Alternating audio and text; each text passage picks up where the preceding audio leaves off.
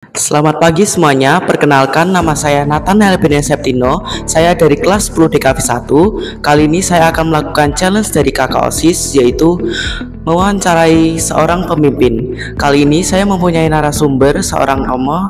Romo bisa memperkenalkan diri? Ya, perkenalkan nama saya Romo Yohanes Sunaryadi, saya Imam Yudisan Keuskupan Agung Semarang, atau lebih Anda sering menyebut Romo Projo Diusis di Keuskupan artinya seperti itu. Terima kasih Romo. Saya langsung mulai aja ya Romo. Ya. Pertanyaan pertama, menurut Romo apa makna kepemimpinan dalam gereja? Ya. Kalau menurut saya kepemimpinan dalam gereja itu memang sedikit berbeda dengan kepemimpinan secara umum ya. Ada unsur yang sama tapi juga tidak sama persis. Nah, kepemimpinan umum itu lebih ke bagaimana fungsi jabatan tertentu dalam menjalankan fungsinya, lalu lebih ke jiwa organisasi. Tapi kalau kepemimpinan dalam gereja itu ya memang unsur organisasinya tetap ada, tetapi yang lebih pokok adalah jiwa kebapaan, jiwa untuk merangkul, jiwa untuk menjaga, memberi teladan, dan juga melayani. Itu ciri kepemimpinan di dalam gereja, dan itu pasti bertolak dari model kepemimpinan Tuhan Yesus. Lanjut pertanyaan kedua ya Romo. Apa tantangan terbesar yang Romo alami sebagai pemimpin di paroki ini dan bagaimana cara menghadapinya? Ya, tantangan yang mungkin belum terbesar, tetapi mungkin tantangan yang saya alami itu adalah bagaimana membuat umat bisa semakin mandiri. Mandiri dalam arti tidak romosentris, berani untuk dengan sepenuh hati terlibat dalam kehidupan gereja, tapi juga tidak romosentris, sekali juga bukan berarti kemudian yang menghilangkan peran gembala-gembala di dalam gereja. Jadi memang ciri yang ada dalam gereja kita itu adalah keseimbangan. Tidak ekstrem sana ekstrem sini, tetapi memang berimbang. Dan itu memang menjadi wajah gereja. Sisi organisasinya tetap kelihatan, tetapi gereja juga bukan sekedar organisasi belaka, tetapi gereja adalah organisme, artinya kumpulan dari jiwa-jiwa, kumpulan dari orang-orang yang percaya kepada Tuhan. Konsep itu yang selalu gereja bawa dalam memandang jemaat atau umat, lalu juga termasuk model kepemimpinan dalam gereja. Gereja itu bukan pertama-tama gedungnya, tetapi adalah kumpulan manusia-manusia yang percaya, beriman kepada Allah melalui peristiwa Paskah yang itu dianugerahkan melalui Tuhan Yesus dengan tuntunan Roh Kudusnya. Baik. Pertanyaan ketiga, bisakah Romo berbagi pengalaman ketika kepemimpinan Romo diuji? Ya, kepemimpinan itu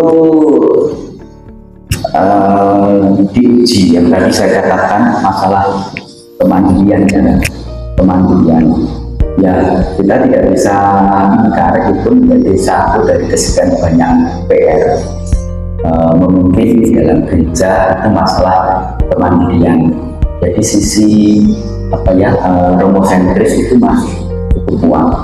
Misalnya hal yang sederhana untuk membuat teks bisa misalnya, atau dalam dalam mengatur atau mengelola tata liturgi di dalam gereja. Misalnya mempersiapkan liturgi Natal, liturgi Paskah misalnya ya, atau liturgi ulang tahun gereja misalnya. Nah, sebetulnya umat yang dipercaya untuk mengelola pada bagian itu diberikan kemungkinan untuk berinovasi. Nah, meskipun inovasi itu juga tentu tetap harus dalam rembukan bersama dengan Romo, tapi seringkali sisi inovasi itu yang tidak sangat maksimal. Tetapi ketika ditanya nanti mau dikelola seperti apa, bisa Natal atau ulang tahun paroki nanti, itu kan kebanyakan itu jawabannya adalah sumum Romo, artinya manuk Romo. Itu satu dari kesekian banyak tantangan yang ada di dalam dinamika gereja kita. Saya tidak mengatakan itu yang berbeda, tetapi satu di antara sekian banyak tantangan yang dihadapi. Oh iya. Pertanyaan keempat, menurut Romo, apa saja sifat penting yang harus dimiliki oleh seorang pemimpin gereja atau pemimpin yang lain? Ya, karena tadi saya konteksnya itu adalah dari model melibatkan model bagaimana umat itu bisa memiliki keterlibatan secara mandiri, maka yang dibutuhkan jiwa dari pemimpin gereja itu adalah jiwa dialog.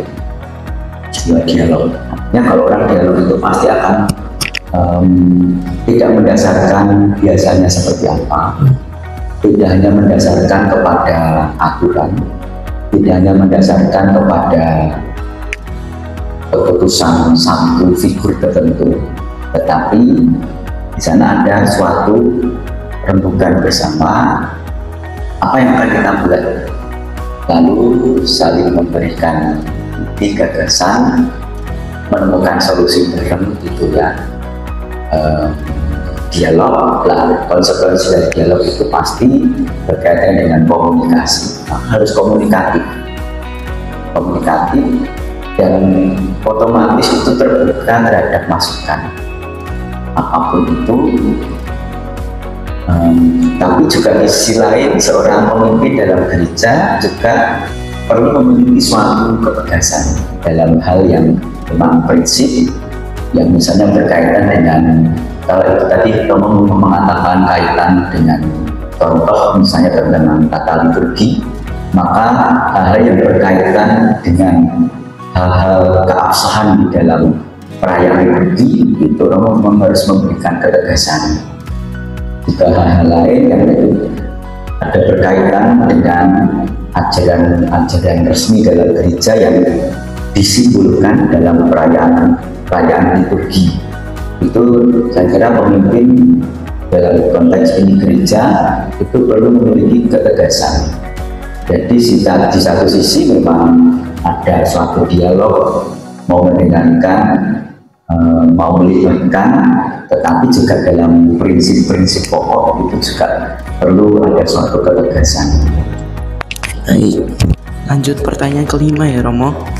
Bagaimana Romo mendorong umat agar lebih aktif dalam kegiatan dan pelayanan di gereja?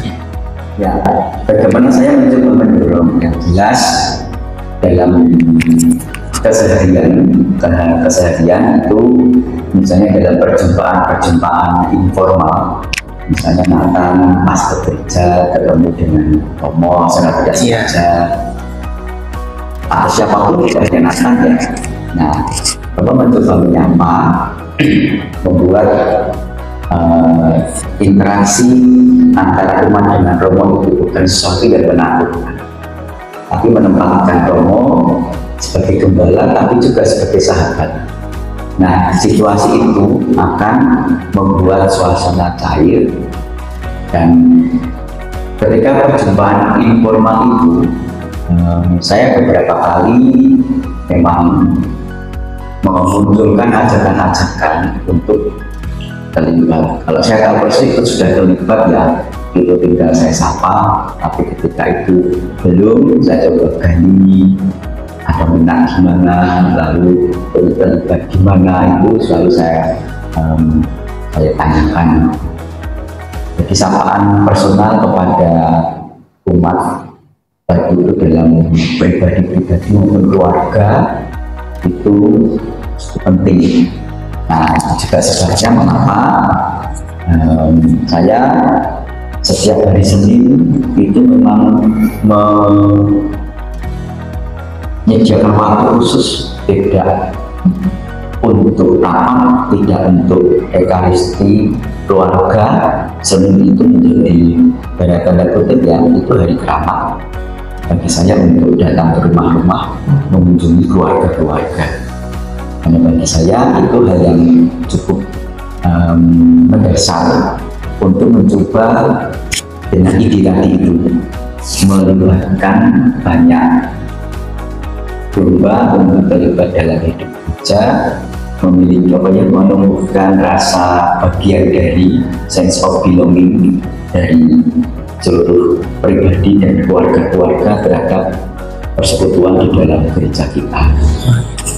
Baik Romo, baik, terima kasih Romo Sunar telah bersedia menjadi narasumber saya pada kesempatan ini.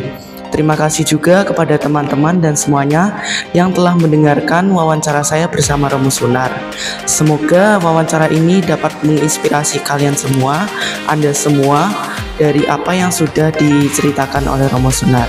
Terima kasih, sampai jumpa, dan berkah dalam.